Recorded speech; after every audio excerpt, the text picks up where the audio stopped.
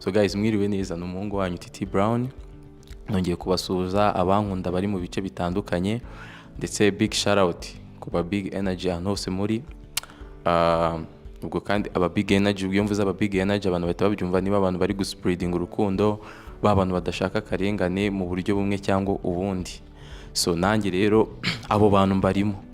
So guys, ikintu gitumye mfata uyu mwanya nkafata micro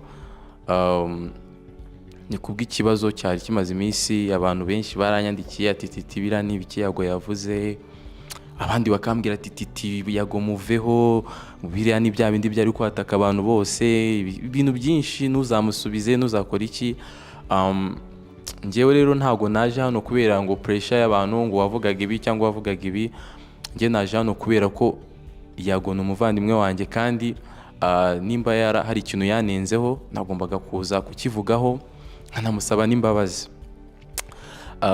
Guys, ubundi hari abantu bo wenda babonye bumvishe yagavuga ati ngo ngewe ngo nasanze ngo Titi Brown muri gereza ni kara ya mentionings, ariko Yago yankoreye ibintu byinshi na mbere yuko mfungwa. Yago muvandimwe urabizi ko na mbere yuko ufungura YouTube channel ya Yago TV Show ndi mu bantu ngira ngo ba mbere weretse, kuko nge twabaye inshuti ukiri no kuri TV10.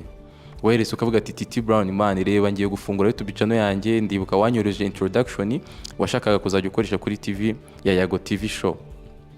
So bivuze ko uri umuntu nyine twari tuziranye ku bintu byinshi. Yago urabizi nyine twaraganiraga cyane iby'ubuzima busanzwe n'ibyo muri industry.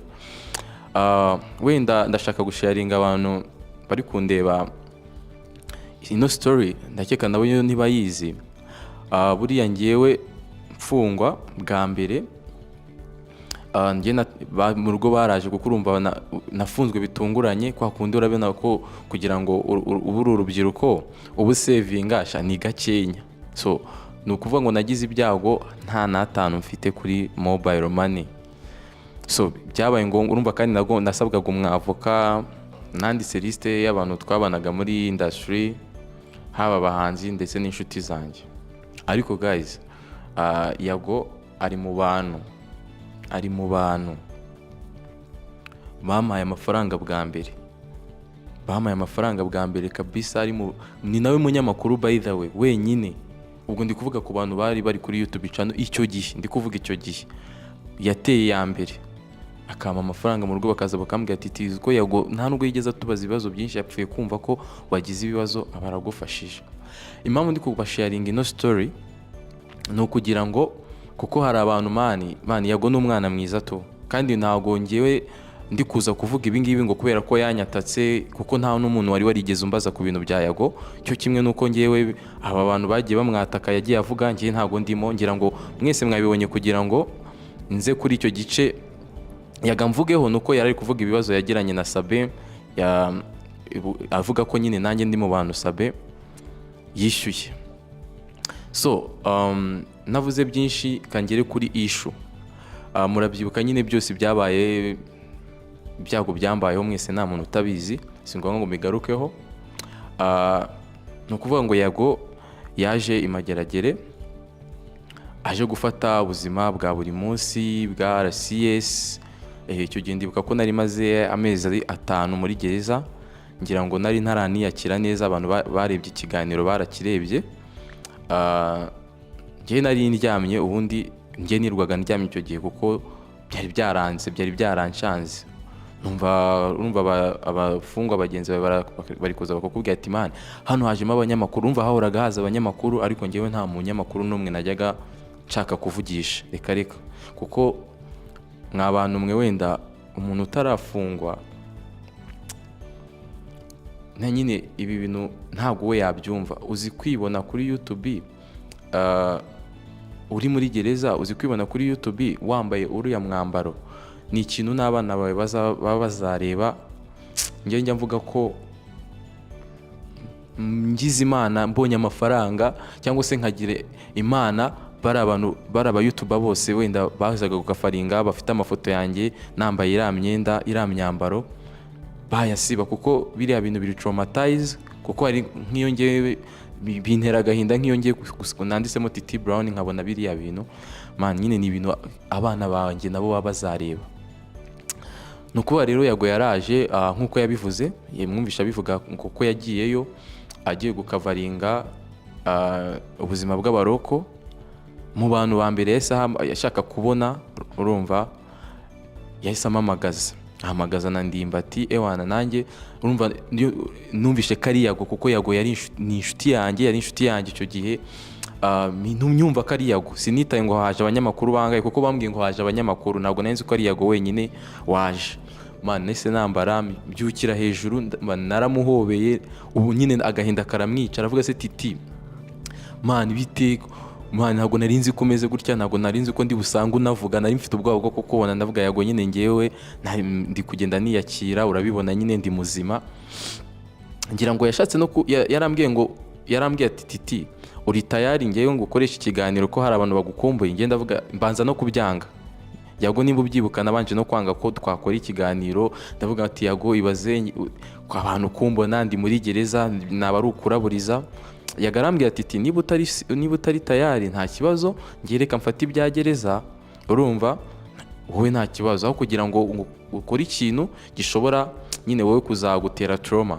Ariko nyuma mbitekerezaho turi kugenda tuganira agiye gutaha, mpita numva koko nanjye hari abantu hanze bashaka kumbona, cyangwa se nkavuga ati wowe wamuganiye nk'abantu banyibagiwe, nyamara bishobora no guca kuri Yago TV show, byagera hanze na wa muntu wibagiye ko ndi hano, bigatuma yongera kwibuka ko mpari. Kandi koko Yago ndanagushimira cyane, kiriya kiganiro cyawe cyaramfashije, kuko hari abantu benshi kabisa bagiye bahamagara mushiki wanjye bakavuga ati mani twabonye ikiganiro kwa Yago, mbega ukuntu Titi yabaye, mani ntabwo twari tuzi ko nyine, bibaze ko njye ntari nazi. Hari n'abantu kuko Yago yankoresheje kiriya kiganiro maze amezi 5 mfunze, hari n'abantu batari banazi ko mfunze babimenyeye muri kiriya kiganiro. Ndabyibuka ko na Yago ewana yaratashye ambaza se Titi bohereza amafaranga gute, ananyohereza n'amafaranga kuri jeto. Nanamushimira cyane, nabashije kugura agasukari, basha kurya ibyo biryo bindi byiza byo kwa Nyirangarama. Yago ndagushimira cyane. Mite ngaruka kuri ishu ku makosa nagukoreye.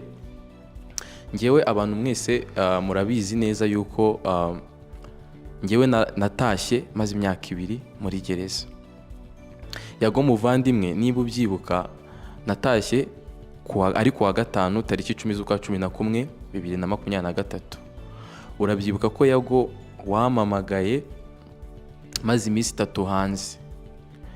Mu by'ukuri abantu bose barabizi, nagiye nanabigarukaho, ngiye nahamana nari ndi traumatized, ntabwo natekerezaga neza, nari nkirota muri gereza ugasanga ndi kuryama sinatashye, ariko ugasanga ndi kurota n'ubundi nkiri hariya, ntabwo nasinziraga. Ndibuka ko Yago yaramamagaye, yarambwiye ati bimeze bite se, arambwira ati felicitation. Mitambwira Yago ewana natashye. Icyo gihe mitana namushimira, ndamubwira ati Yago ewana bro, ntabwo nzi ko nzabona ikintu mwitura, njye mba numva nkuri mideni ry'ubuzima. Ahita ambwira ati Titi none se wareze tugakora ikiganiro nkareba ko abantu bagufasha ugasubira mu buzima busanzwe. Ndamubwira Yago aka kanya njye ntabwo nahita nkora ikiganiro. Yago nimba ubyibuka nuko nguko nakubwiye, narakubwiye ngo ntabwo nahita nkora ikiganiro ako kanya. Ndakubwira ati reka nzabanze mere neza mu mutwe, ubundi tuzabone gukora ikiganiro. Ngira ngo umuvandimwe Yago urabyibuka ko ntabwo sinzi ko wabyakiriye neza, ntabwo wese wongera kumvugisha. So muri iyo minsi yose tutari tukivugana, communication yacu yarahagaze. Urumva nk'umuntu wari utashye, ngewe ni ukuri kw'Imana, mw'abanyarwanda mwe muri kureba ino interview, ngewe natashye maze imyaka 2 muri gereza. Muri gereza na social media zikoreshwamo. Ngewe ntabwo nari kumenya ngo ninde wangu undi, ninde washatse kuroga undi, ninde wagiriye nawe undi. Ayo matiku ngewe yose yari kuri social media, ntabwo nari inyazi. No kugeza amaginga yanjye ntabwo nari inyazi, nangiye kubibona ejo bundi Yago ari buri kubigarukaho. Ariko ibintu byose byabaye kuri Yago, abantu bamwataka bamuvuga nabi, njye ntabwo nari mbizi pe. Njye natashye nzi ko ukuntu ibintu nabisize ariko bikimeze. Ntabwo nari nzi ngo wenda ngiye aha ngaha byateza ikibazo, ngiye kwa Kanaka byateza ikibazo, sibyo? Ngewe abantu baranganirije, abantu bakurikirana imyidagaduro hafi. Muri icyo gihe ntavuganaga nawe Yago, urabyibuka ko cya gihe tukimara kuvugana ntabwo twongeye kuvugana nk'uko wabitangaje, wahise ubona nagiye gukora ikiganiro ku Isimbi TV. Abantu rero bakurikirana imyidagaduro hafi batari no muri industry nibo baje barambwira ati Titi se kutarakora interview utegereje icyo urashaka abanyarwanda bazakwibagirwa. Ngira ngo abantu muri kureba bino bintu murabizi ko abantu benshi bagiye babinyurira ngo Titi ngo abantu baraguharaye bazakuvaho, abanyarwanda niko bamera. Gusa njye iyo pressure njyewe ntabwo nari nyiriho. Njye nari ndi kuvuga ati umuntu n'ubundi wamfashije ndi muri gereza n'ubundi ntabwo yakanga kumfasha n'ubundi ngeze hanze kugira ngo nsubire mu bundi buzima. Ndabyibuka ko abantu barambwiye rero Titi wagenda gukora nta nubwo bari bazi ibyo like ibyanjye na Yago cyangwa se ngo bamenye, ntago nyine ngiye ibyo bintu bigeze babinganiza ngo bambwire ikibazo gihari hano hanze ko hari abanyamakuru banga Yago cyangwa se hari abashatse kumugirira nabi. Ibyo ntago ngiye nari mbizi. Ubwo ikintu cyahise kibaho rero ni iki, njyewe abo bantu barambwiye ati Titi wowe wareba ukuntu wakora ikiganiro kandi wajya kugikora byaba ngombwa ukagikorera ku Isimbi, kuko Isimbi abantu benshi murabizi wenda ko ajya akora ibiganiro, ajya akora ibiganiro kandi bigafasha abantu. Even if yaba afite wenda ibintu, nta muntu ujya uba perfect 100%, nta muntu utagira amakosa, nta muntu utagira amanyanga, ariko hari n'icyo nawe hari icyo ajya akora gifasha abanyarwanda. So abantu barabimbwiye, bambwira ngo abantu yagiye afasha abo ba Dr Kanimba, abantu benshi yagiye afasha kandi bakabona ubufasha. Ambwira rero nawe ushobora kujya kwa Sabe ugasharinga abantu story yawe, so bashobora kugufasha. Nibwo njyewe nihamagariye Sabe. Ni ukuri Yago, wenda ntabwo nzi umuntu wenda waba warakugiye mu matwi akakubwira ati ngo njye Sabe yaranyishyuye. Yago nkurahiriye ku Mana niba Sabe yaranyishyuye mite mbura kariyeri yanjye muri kano kanya. Ni ukuri Yago ntabwo njye Sabe yigeze anyishyura, n'abanyarwanda muri kureba kino kiganiro njye Sabe ntabwo yigeze anyishyura, ni njyewe wamwihamagariye man. Ntabwo njye Sabe nari mfite nimero ze, nawe ntiyari afite nimero zanjye. Njye nahise nzisaba barazima, ndamuhamagara ndamubwira Sabe wiriwe, ngo wiriwe. Arambaza ngo ninde mutuvugana, ndamubwira ati uravugana na Titi Brown. Ahita ambwira ngo Titi bite, umeze neza? Ndamubwira ati meze neza, ndi kugenda nyine mbona ubuzima bwanze. Arambwira se Titi kumamagaye bigenze bite? Ndamubwira rero Sabe ngewe ndashakaga ko naza gukora ikiganiro kuri TV yawe nkareba ko nabona ubufasha, kandi koko nari nkeneye ubufasha. Nari maze imyaka 2 nakora, nta kintu na kimwe nari mfite. Abanyarwanda story yanjye barayizi, ntago ari ngombwa ngo nyisubiremo. I was down, nari down, kandi nta muntu utajya ukenera ubufasha bw'abantu. Sabe ahita ambaza se Titi umeze neza mu mutwe, urumva nyine uri tayari? Ndamubwira ngewe niyo ntaba ndi tayari neza, ariko nzi ko ndi tayari gusharinga abantu story yanjye, nkanabasaba n'ubufasha. Nibwo nagiye gukora ikiganiro kandi mwese mwarabibonye cyangiriye umumaro, cyamaye ubuzima. So ngiye rero icyo nashakaga kuvuga aha hantu, Yago ngewe ngusabye imbabazi imbere y'amaso y'abantu, ni ukuri kw'Imana. Ariko abantu wenda sinzi wenda nimba harimo n'umujinya Yago, uko tuvuga ngo dinashima. Ariko Yago nimba ubyibuka neza, naragushimiraga umunsi ku munsi, wasohora indirimbo nkaguhamagara, sometimes ngasangamo amakode nkagutumaho mushiki wanjye. Ngira ngo nimba abanyarwanda munabyibuka neza, Yago namwandikiye urupapuro ndi muri gereza. Yago urabyibuka ko nakwandikiye urupapuro ndi muri gereza ngushimira, ngusabira umugisha ku Mana, nkabwira Imana ati igikomeza ikwagure mu bikorwa byawe. Urwo rupapuro waranarupostinze ngira ngo kuri Instagram yawe, kuko hari abantu bansaga kunsura bakambwira ngo twabonye urupapuro Yago yapostinze umushimira kuri social medias. Yago urabyibuka sibyo? Ngiye ngusabye imbabazi, ngiye ntabwo nari nzi ko wenda kukwitura ibyo wankoreye, kuko Yago ngiye njya mvunga ngo ngiye nkurimo ideni ry'ubuzima. Ndetse ntabwo ari wowe na abantu bose, umuntu uwo ari wese wambaye hafi, kuko hari uwansengeye, hari uwanyoheje amafaranga, hari uwansuye ndi muri gereza, hari n'abamfashije nsohotse. Abo bantu bose ngiye mba mvuga ko mbarimo ideni ry'ubuzima. Ni ukuri Yago umbabarire kuba tutarakoranye ikiganiro nsohoka. Ngiye ntabwo nari nzi ko ni ukuri kukwitura ibyo wankoreye ari uko nagombaga kuguha ikiganiro ngisohoka. Ni ukuri kw'Imana umbabarire ibintu ngewe wankoreye byose ndabizirikana kandi naranabigushimiye. Amakosa nakoze nuko ntaguhaye ikiganiro, ngewe ubimbabarire Yago, ngusabye imbabazi kandi mbivuye ku mutima, ngewe n'ubwa mbere nkoze ikiganiro ndi kuza nyine mvuga ku bintu bimeze gutya, sibyo? Even if abantu bari bangiye mu matwi, abantu bari bambwiye ibintu byinshi bitandukanye, ariko yago ngewe ninjye ukuzi, ngenze umutima wawe, nzi umutima mwiza ugira bro, sibyo? Ngewe ku giti cyanjye ntabwo nitaye ku byo abantu bagiye bagushinza, ibyo sinanabizi kuko byabaye nanahari.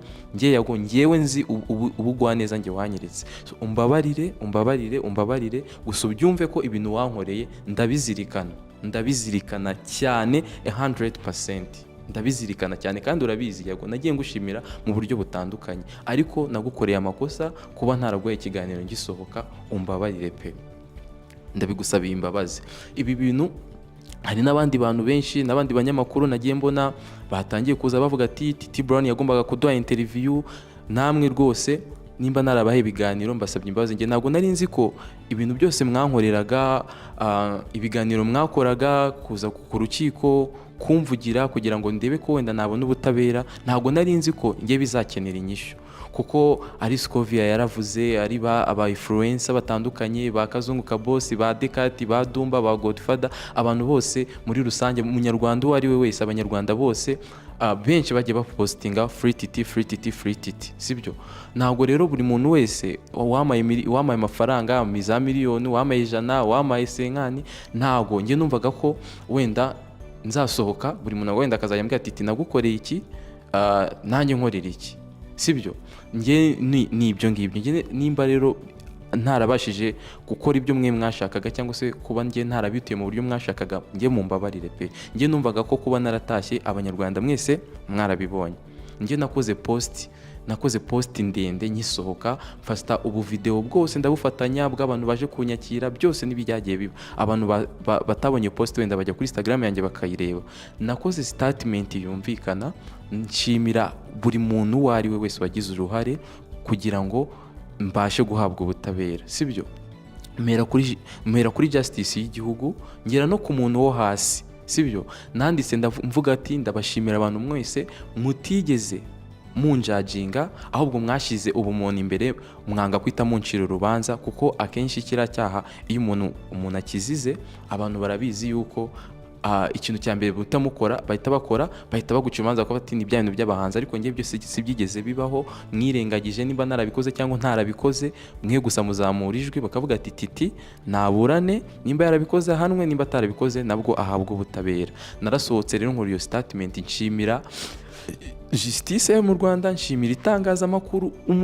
Iyo mvuze itangazamakuru ubwo ni umuntu wese ukora ibintu bijyanye n'itangazamakuru. Nshimira aba influencer ndetse n'abandi bantu basanzwe, kuva no kugeza no kuwansengeye. Ibyo byose narabikoze. Nge numvaga ko ideni ndimo abantu cyane nuko gusohoka hanze nk'uko mwamvugiye, mwashakaga ko nsohoka nkakora cyane nkongera nkasubira ku murongo. Nibyo ndi kugerageza gukora kugeza magingo aya. Nge ntabwo niyumvishaga yuko nimba abanyamakuru, kandi nkeka ko namwe ubwanyu iyo mwazaga ku rukiko mwabaga muje gukora inkuru, sibyo? Kandi mwakoraga inkuru zivuze mu byo bavuze, namwe ndabashimira ko mutigeze munjajinga. Abanyamakuru rero mwese nabonye mwatangiye kuba ati Titi twagiye tugihamagara akatubwira ngo kuki utaza. Hari n'uwo nabonye avuga ati Titi yagombaga kuduha twese ibiganiro kuko twese twaramuvugiye. So nge nari nzi ko mwabaga muri gukora ikintu cyanyacyo, numvaga ko mwabaga muri gukavaringa nyine ibintu byabaga biri kumbaho. So namwe rero mbasabye imbabazi nimba narabahaye ibiganiro. Nge ntabwo numvaga ko nzasohoka kubera ko mwamvugiye mwese nkahita njya ku ma YouTube channel. Kandi nimba mubyibuka neza mwese mwansabaga ibiganiro muri ya minsi nge nari naramera neza. Nimba mubyibuka, nge nakoze ikiganiro ku Isimbi gisaba ubufasha, nongera nkora ikiganiro cyo gushimira abantu, nongeye gukora ikiganiro nyuma tugiye kuvuga kuri relationship yanjye na Nyambo y'ababesto. So, hari ahandi hantu, hari indi YouTube channel mwari mwambonaho atari ikintu cyo kujya gufasha abarwayi cyangwa se kujya gufasha abana batishoboye. Ngewe ntabwo ndi umuntu w'ibiganiro, kuko no kuva na kera ntabwo najyaga nkora ibiganiro pe, sibyo? Ngewe numvaga kubashimira bihagije, kuko ngiye mvuze ngo ngiye kwishyura buri muntu wese wagize ikintu nkorera, ntabwo nabona ikintu mbishyura abavandimwe. Ntabwo nabona ngiye ikintu nishyura buri muntu wese wagiye ikintu nkorera. Nawe munyarwanda uri kureba kino kiganiro, ndabizi ko harimo uwansengera, harimo uwanyoheje n'amafaranga ngiye sinanabimenya, sibyo? Ntabwo mwese rero nabona ikintu nabitura. Ngiye ikintu nababwira, pe ndabizi ko mbarimo ideni ry'ubuzima kandi nzarinda mpfa nari bishyuye. Ari ikintu ngiye nakoze, nabasabiye umugisha ku Mana, Imana izakure aho mwakuye. Umuntu wese wafashe umwanya wakansengera, Imana izakuzuriza. Nawe munyamakuru wafashe umwanya ukamvugira, nawe Imana iguye gutera imbere, ikomeze no kuguha views nyinshi, ukomeze ubone n'amafaranga. Ariko kuvuga ngo nari gusohoka buri muntu wese nimba yaramaye 100,000 akambwira ati ngwino ukora iki, ubwo se urumva nari kubivamo. Nukuri uwo ntakoreye ibyifuzo bye, ngewe nsabye imbabazi, namwe abanyarwanda mwese mbasabye imbabazi. Gusa ikintu cyatumye nkora bino bintu byari kugira ngo nsabe imbabazi Yago umbabarire kuba tutarakoranye ikiganiro, nta nongeye mbisubiramo, sibyo? Gusa urabizi ko Yago ngiye ndi umuntu ushimira pe, naranagushimiye mu buryo bumwe, ahubwo nuko ngewe nakoze amakosa. Urumva nasohotse mfite akavuye mu mutwe, sinari nzi ikintu cyanyacyo. Kandi regana, no one is perfect, nta muntu udakosa, nta muntu utagira amakosa, ahubwo icyangombwa nuko umenya amakosa wakoze ukanayasubira imbabazi. Ngewe nsabye imbabazi abanyarwanda. So ntavuze amagambo menshi, ikintu cyari cyanzanye hano ndagisoje. Ngewe nsoza, ndashaka pe gufata uno mwanya nkibwirira urubyiruko bagenzi banjye, ni byiza kuba twashyigikira, ariko twirinde ikintu cyakomeretsa, gishobora gukomeretsa umuntu, kandi wibona ngo kuko umuntu yakoreye umuntu ikintu ngo nawe umukorera ikindi. Yego ibintu bya Yago byabaye ngiye nahari, ariko nahise mbibona yuko ibi bintu byambayeho, abantu b'Abanyarwanda bari kunuka, baje muri komenti bakanyita ngo wambwa we, hari n'abatari bazi story nyine yose, sibyo? Nahise mbibona ibintu byagiye biba ku muvandimwe wanjye Yago. Ni ukuvuga ngo mpamya neza ko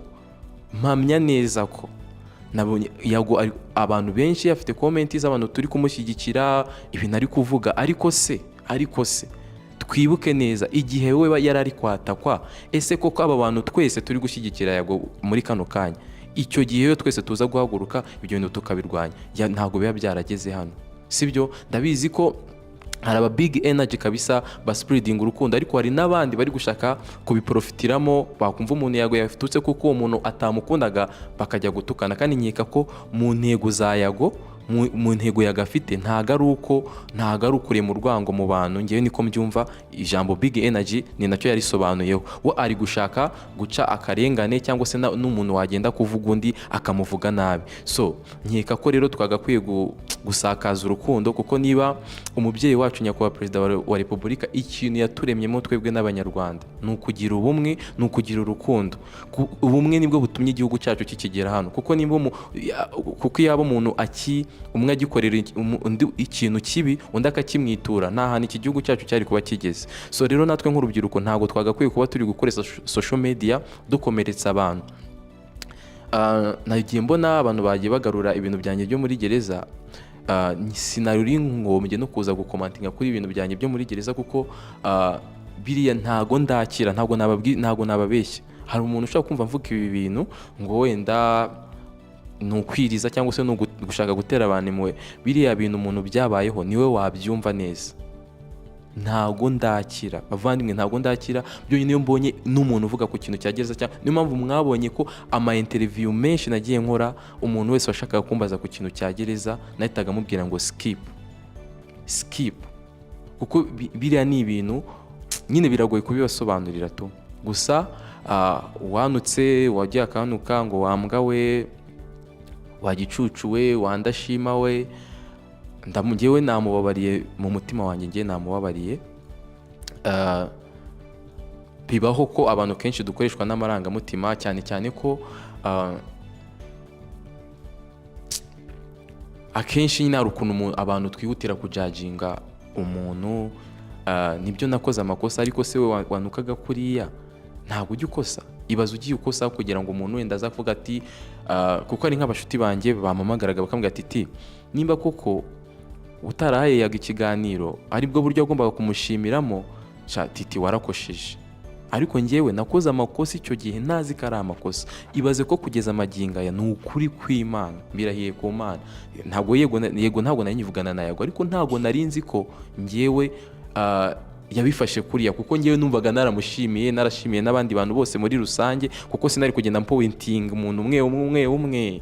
Urumva ko ngo nyine ngo nzabarangize, ubwo byansaba umunsi wo kugenda mvuga umuntu uwo ari wese, kuko hari n'abamfashije kandi bagiye bavuga ati twebwe ntidushaka kumenyekana mu itangazamakuru, twe turamufashije Titi Brown turabona akeneye ubufasha. So ni muri ubwo buryo rero, so instead yo gutukana, yo tubona umuntu yaguye muri tenke ugiye kumutuka, at least muhamagara umubwira ati Titi nimba biriya bintu warabikoze isubireho, sibyo? Instead yo kuza mugatukana, kubera ko aka kanya icyo nahise mbona umuntu bamuvugaho ikintu mukahita mumwataka, sibyo? Ejo yamerane, kuko nibyo navugaga nagarukaga ku muvandimwe Yago muri kano kanya hari abantu bamwe bari kugenda kumwereka ko bari kumwe, kandi icyo gihe atukwa, ngewe mamya neza n'umutima wanjye iyi Big Energy Fan Club ihari iyiza kuba icyo gihe aba bantu bose bazi Yago n'umutima we mwiza nyine, iyo kiragiye bamwatakaga, iyo bamuba hafi bamusereza bashaka kumuca intege, kiragiye Yago yabona courage nyine z'abantu zingana nk'izo ari kubona kino gihe, ntabwo ibintu biba byarageze hano. So guys, mureke rero tureke kugendera mu kintu nakita nk'ikigare, kuko umuntu bamuvuze nabi nta proof ufite, nta kimenyetso ufite, uhise ujya kumwataka, uhise wumva ko ibintu bari kuvuga byose ari byo. Please mureke duspreading urukundo nk'aba Big Energy, duspreading urukundo, tureke guspreading urwango, ukumva ko nimba Yago cyangwa se undi muntu kuko umufana ngo kuko yanga umuntu ngo nawe tugenda tumwereka urwo rwango. Hoya, duspreading urukundo, habeho tujye tugira ubumwe nk'abanyarwanda, nibyo bizaduteza imbere nk'urubyiruko, dukoresha social media zacu neza. So ndasoje, nibyo nashaka kubibwirira umuntu uwo ari we wese naba naragiriye nabi, cyangwa se naba naragiriye ikibazo, cyangwa se naba ntarakoze kwifuza kwe, ntaramushimiye mu buryo we yashakaga, ambabarire, mbisabiye imbabazi. Imana ibarinde kandi ikomeze guhaza kwifuza kwanyu. Ndabakunda cyane.